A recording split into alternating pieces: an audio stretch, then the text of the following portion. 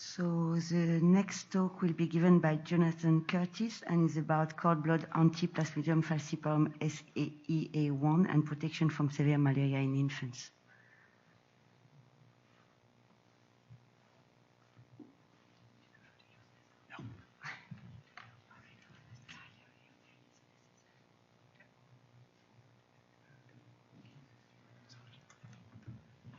Thanks so much. I really appreciate the opportunity to speak with you guys today and present to you some data our group's been generating, trying to support the notion that maternally derived antibodies to our favorite vaccine candidate at the moment, SEA, that's our favorite, maybe not your favorite, but our favorite, could be involved in protection of offspring from severe malaria. So the story of resistance in early infancy, I was able to trace it back at least until 1925, but I'm sure if I looked further, I'd find evidence for it, back to the reports of Blacklock and Gordon, demonstrating that children under the age of 1 have a relative resistance to parasitemia on the vertical axis. This comes from their data from 1925, in the first year of life. And this has been extended over and over by, and most importantly, MacDonald in 1950, who looked at age incidence data throughout sub-Saharan Africa and Asia and found really the same pattern with some minor variation due to force of infection. The notion that this relative resistance enjoyed by very young children might be due to a transient humoral immunity was really first articulated clearly by Bruce Chouat in 52, although you can see inklings of it all the way back in the original report of Blacklock.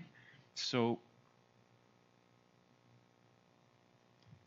there are many alternative explanations to this notion of a transmitted humoral immunity. The first would be the notion that parasite growth and expression of cytoadhesive proteins is attenuated when parasites are trying to grow in hemoglobin F containing cells. And in fact, antibodies might actually interact with the poor expression of these adherence proteins to mediate protection. Low levels, another explanation, low levels of PABA in breast milk, which is a necessary growth nutrient for parasites. The presence of lactoferrin and IgA in breast milk also could attenuate their growth, and perhaps even behavioral modifications such as swaddling of infants to decrease their exposure to parasites. All these are possible, and despite these possibilities, legions of investigators have attempted to find antibodies to specific parasite proteins which cross the placenta and mediate protection. This table comes from a really excellent recent review by Arlene Dent and Dobbs. And what's really remarkable, if you look at the whole half here, these are studies that found no association with antibodies, maternal antibodies or cord antibodies to these vaccine candidates and resistance in the first year of life. These studies actually found a higher risk if the mom had the antibody or the baby had the antibody. Really only two, sorry, this thing is losing its juice.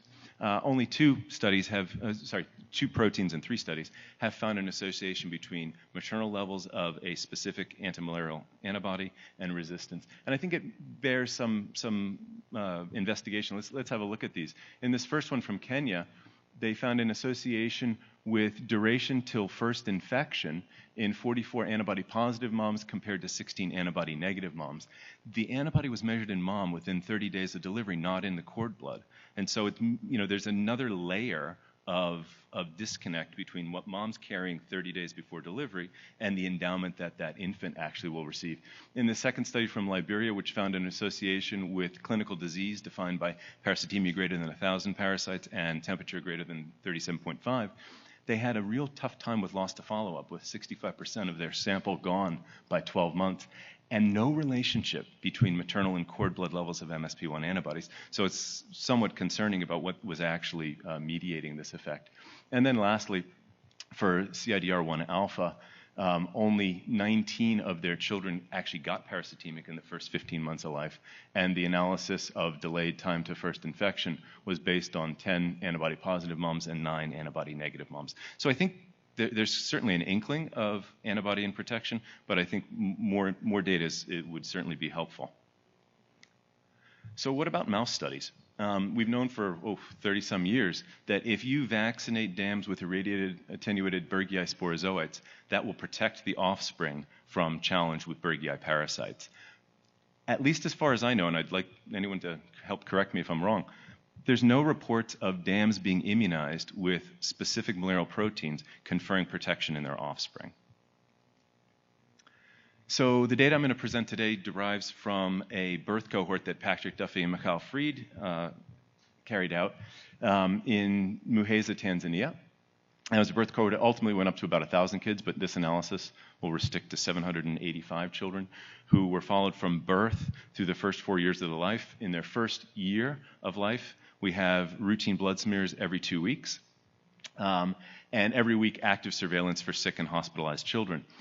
Severe malaria, for the purpose of this talk, was defined as parasite positive plus respiratory distress, convulsions, hypoglycemia, severe anemia, or hyperpyrexia. Just to give you an idea of the force of malaria in this community, this is a survival chart for iron deficient and iron replete individuals, and we had approximately a 5 or 6% under 5 mortality rate during this study. So the transmission was extremely high. On the left, I show you the parasitemia by age group data for this cohort. It's about 40,000 blood films compressed on this slide. And on the right, just a little bit of detail about the antigen I'm going to tell you about SEA. So this was the cohort we used to identify SEA. We were looking at antibody profiles in 2-year-olds who went on to be resistant and 2-year-olds who did not go on to be resistant. And what we found was that SEA antibodies block parasite egress. SEA seems to be critical for parasite fitness. If you knock it down or destabilize it, the parasites don't grow very well.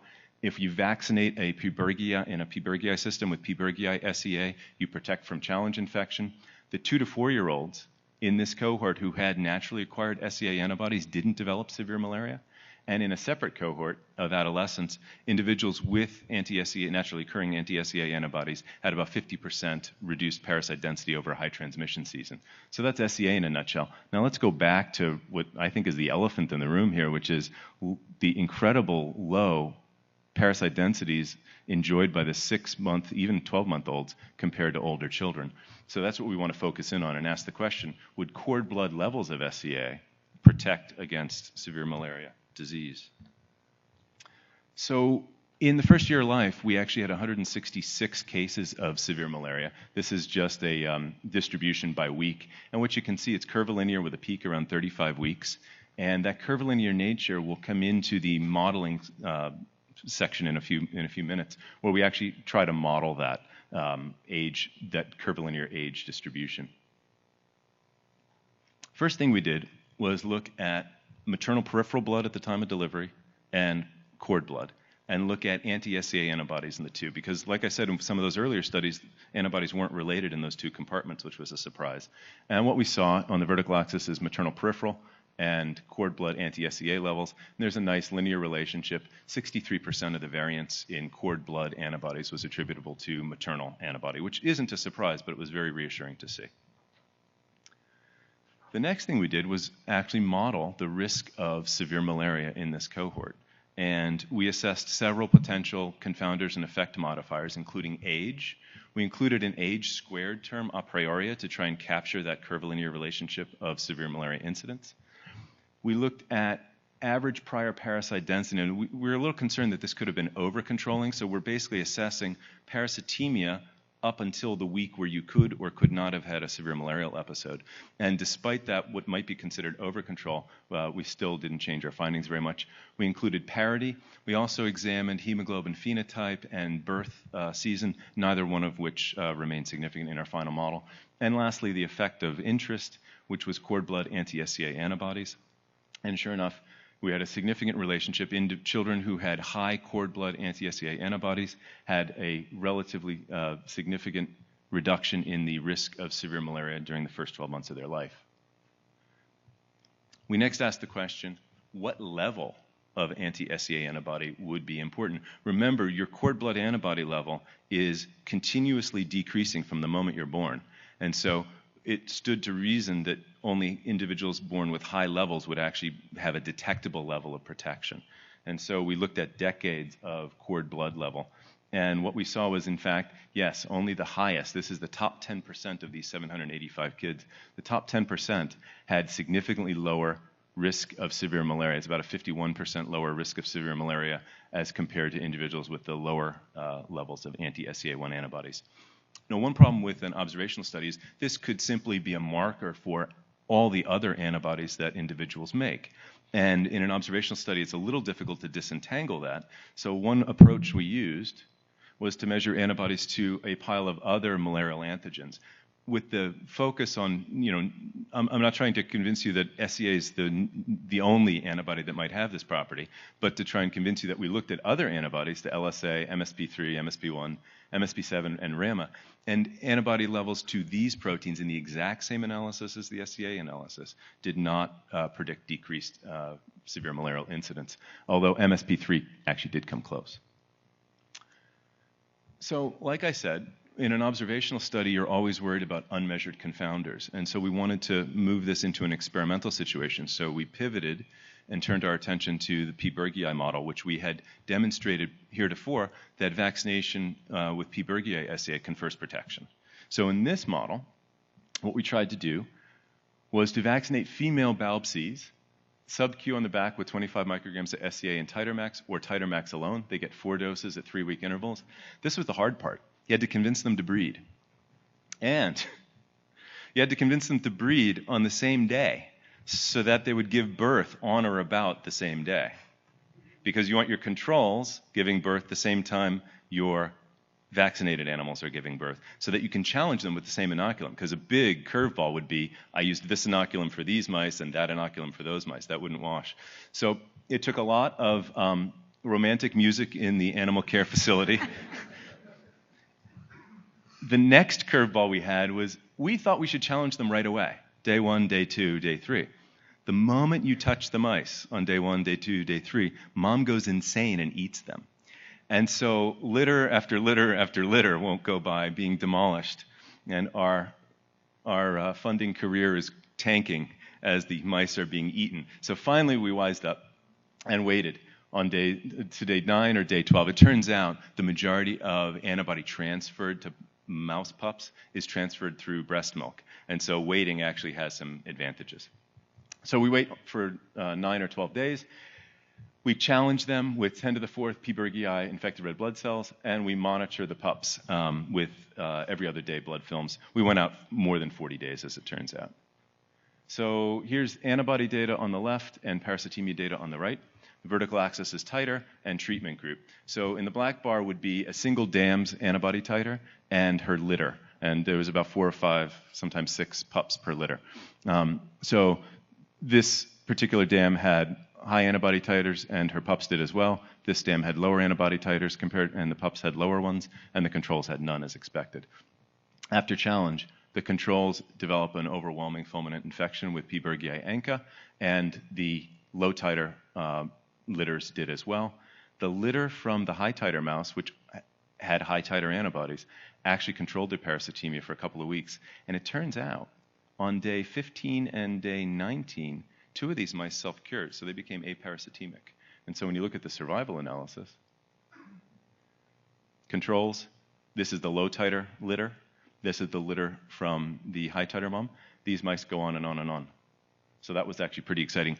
Up until this point, we had never seen a self-curing group of mice, even in the direct immunize and challenge. So in this passive, in vivo passive transfer model, we were actually getting potentially even more protection. So we repeated this, and again, we have dam and pups, and control. The control, fulminant infection, both sets of pups controlling their infection, and one of these sets, again, we have 2 out of the 5 mice controlling their infections completely, giving us a survival that looks like this with the controls, 1 set of vaccinated and the 2nd set of vaccinated, which went on. So we found that fairly convincing that it was, in fact, an SEA response mediating the resistance in the offspring. So what do we conclude? We conclude that the anti-SEA antibodies do cross the human placenta, and they're highly correlated with blood levels, maternal and cord levels highly correlated. The cord levels of these antibodies predicted a decreased incidence of severe malaria for the first 12 months in our cohort of 785 infants. Vaccination of dams with the Bergii form of our protein confers protection against Bergii challenge in the pups. And they support the hypothesis that some maternal antibodies, and I don't mean to say that SEA is the only one, I'm sure there are others, but some maternal antibodies that cross the placenta can in fact protect against severe malaria and suggest that vaccination of pregnant women with SEA and perhaps others may afford a survival advantage to their children. So I just want to thank the study participants and the field workers. The amount of field work involved was Herculean. And I'd like to thank Patrick Duffy and Mikhail Fried for their continued support and access to a really terrifically, epidemiologically, exquisitely characterized cohort, and to thank the funding agencies for their support. And with that, I'll take any questions. Thank you. We have time for one question. Thank you. That was a very nice presentation. I wonder if there's another explanation or a possible explanation. You had a small 10% of children were protected long term. Have you looked for the allotype of those antibodies? Is it possible that there's chimerism in those children and they've actually got maternal B cells making that antibody? It's definitely possible. We have not looked. Things that we are planning on doing are isotyping experiments. And one thing to be sort of clear on, maternal antibodies are, depending on which study you look at, you can find 3 weeks all the way out to 9 months for persistence of maternal antibodies in children. And I'm sure the reality is somewhere in between that. I don't think it's SEA antibodies alone that are doing this. I think SEA antibodies are buying you a window of opportunity to be exposed, to generate a more broad immune response, which is protecting you. So that's really what I think is happening. Not to say that the allotyping idea that you put forth, I think that would be a great additional piece of information. We should do that.